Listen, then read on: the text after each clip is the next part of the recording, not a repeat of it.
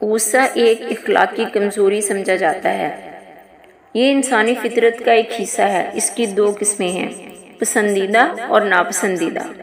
یہ ناپسندیدہ تب ہے جب انسان غصے میں قابو سے باہر ہو جائے، جذبات پر اس کا اختیار نہ رہے اور ایسی حرکتوں کا ارتکاب کرے جن پر بعد میں اسے پچھتانا پڑے۔ یہ یقیناً اخلاقی کمزوری ہے اور انسان کے لیے نہایت خطرناک ہے۔ غصے کی دوسری قسم پسندیدہ ہے اور وہ ہے حق کی حمایت میں غضبناک ہونا۔ اس کے بڑے فوائد ہیں۔ ہم میں غصہ نہ ہو تو کسی بھی معاملے میں غیرت نہیں کھائیں گے، اسلام دشمنوں کے خلاف حرکت میں نہیں آئیں گے، اسلامی احکام کی خلاف ورزیوں کے خلاف ہم ٹس سے مس نہیں ہوں گے، آبرو کی حفاظت نہیں کریں گے۔ نبی کریم صلی اللہ علیہ وسلم کو بھی بعض موقعوں پہ غصہ آتا تھا۔ جس غصے سے منع فرمایا گیا یا جس پر قابو رکھنے کا حکم دیا گیا ہے وہ ہے ذاتی مصلحت، ذاتی انا وغیرہ کی وجہ سے آنے والا غصہ۔ بات بات پر دوسروں پر غصہ جھاڑنا، اس سے معاشرے میں بگاڑ پیدا ہوتا ہے، گھریلو جھگڑے بڑھتے ہیں، میاں بیوی میں طلاق تک کی نوبت آ جاتی ہے۔ ایسے غصے سے منع فرمایا گیا ہے۔ بچوں کو تربیت کے ذریعے سے اس غصے پر قابو پانے کے قابل بنایا جائے۔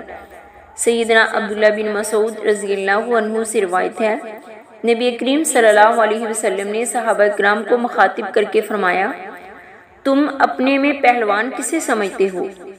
صحابہ کرام نے عرض کیا، جسے لوگ پچھاڑ نہ سکیں۔ آپ صلی اللہ علیہ وسلم نے فرمایا، نہیں، پہلوان وہ ہے جو غصے کے وقت اپنے آپ کو قابو میں رکھے۔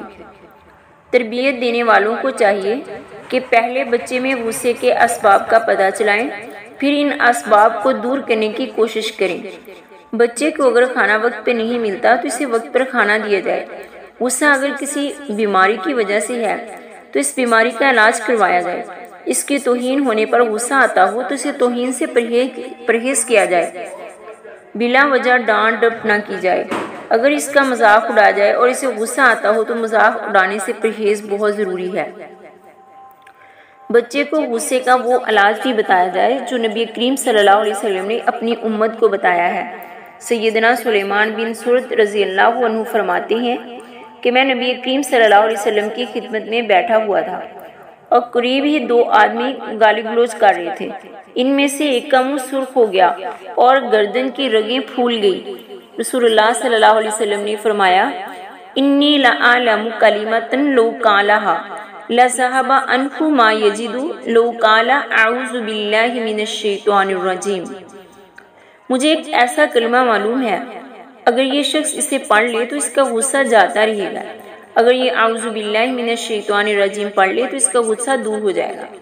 سیدنا ابو ذر رضی اللہ عنہ سے روایت ہے، رسول اللہ صلی اللہ علیہ وسلم نے فرمایا، اذا غضب احدکم، جب تم میں سے کسی کو غصہ آئے، وہو قائم، اور وہ کھڑا ہو، فلیجلس، اسے چاہیے کہ وہ بیٹھ جائے۔